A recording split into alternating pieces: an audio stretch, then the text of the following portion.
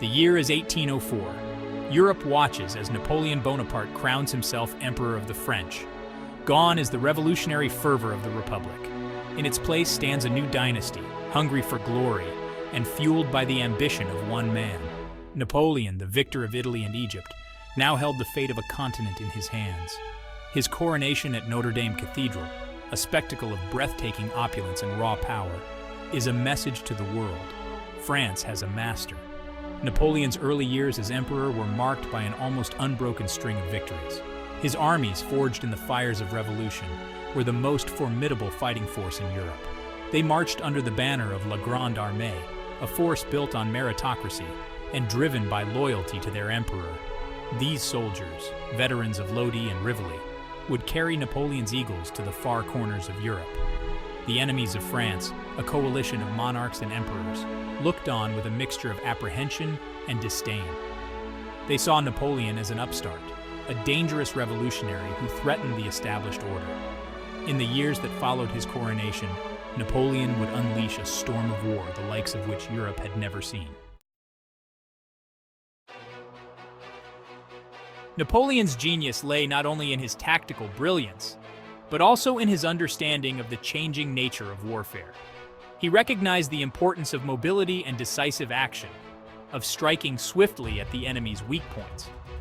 Under his command, the French army abandoned the rigid linear formations of the past and embraced a more fluid and aggressive style of combat. Napoleon waged war on a grand scale, his campaigns sweeping across vast distances and involving hundreds of thousands of men. He mastered the art of logistics, ensuring his armies could operate independently of fixed supply lines. This allowed him to outmaneuver his opponents, keeping them constantly off balance. Napoleon's victories were not solely the result of superior numbers or firepower. He understood the psychological dimension of warfare, the importance of morale, and the need to break the enemy's will to fight. At Ulm in 1805, he encircled and captured an entire Austrian army without a major battle.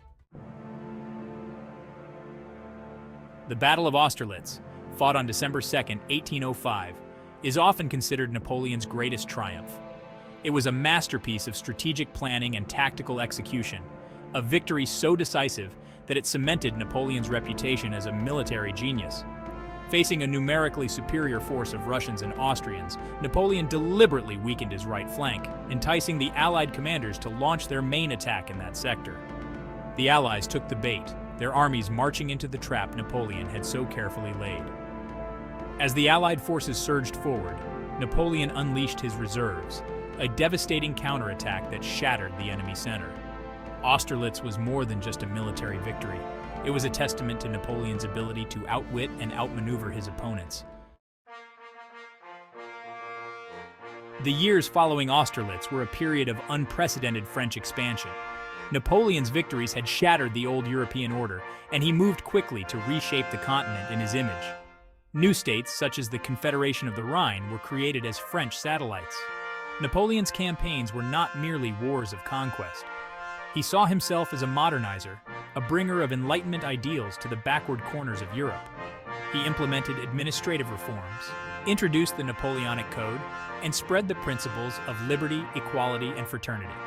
However, the seeds of resentment were sown. While some welcomed the changes Napoleon brought, others saw him as a foreign tyrant. Nationalist sentiments, dormant for centuries, began to stir, fueled by resistance to French rule. Despite his string of victories, Napoleon's ambition began to outstrip even the capabilities of his Grande Armée. The Iberian Peninsula proved a particularly thorny problem. The Spanish ulcer, as it became known, drained French resources and manpower, tying down vast numbers of troops in a brutal guerrilla war. At the same time, Napoleon faced growing opposition from Great Britain, the one power he could never seem to defeat decisively.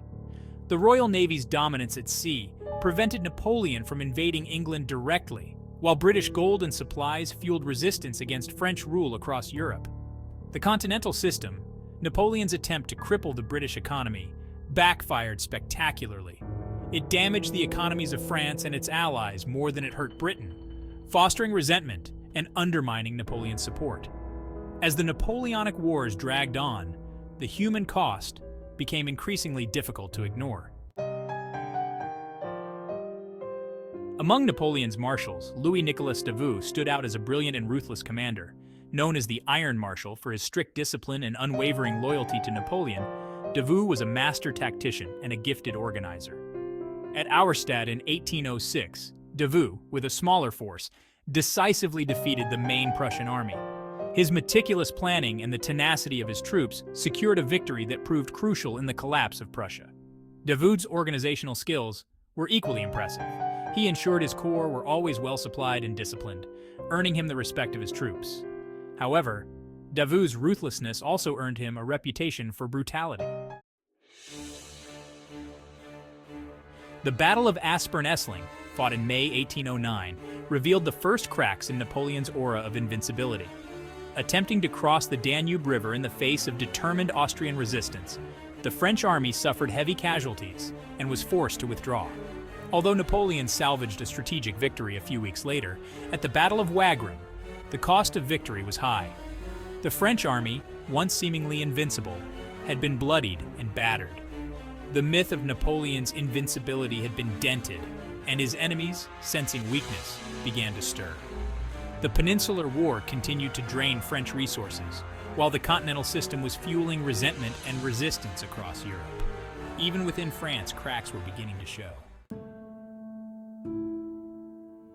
The Treaty of Schönbrunn, signed in October 1809, marked the end of the War of the Fifth Coalition.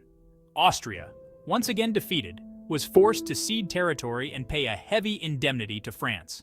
Napoleon, at the zenith of his power, had triumphed again. Yet victory came at a price. The French Empire, though vast and seemingly invincible, was stretched thin, its armies scattered across Europe. Napoleon's marriage to Marie-Louise of Austria, a strategic union intended to secure his dynasty, proved to be a double-edged sword. While it cemented his control over Austria, it alienated his allies, particularly Russia. The forces of nationalism, ignited by French occupation, were growing stronger, threatening to tear apart the empire Napoleon had so carefully constructed. The Treaty of Schönbrunn, while a testament to Napoleon's power, also marked a turning point in his fortunes. Europe, exhausted by years of war, yearned for peace, but Napoleon's ambition, his insatiable desire for glory and conquest, would not allow him to rest. The coming years would see Napoleon's empire expand even further, reaching its zenith with the invasion of Russia in 1812. But the cracks in the edifice were widening, the strains on his empire growing ever more apparent. The road ahead would be paved with blood and fire, leading ultimately to Napoleon's exile and the collapse of his once mighty empire.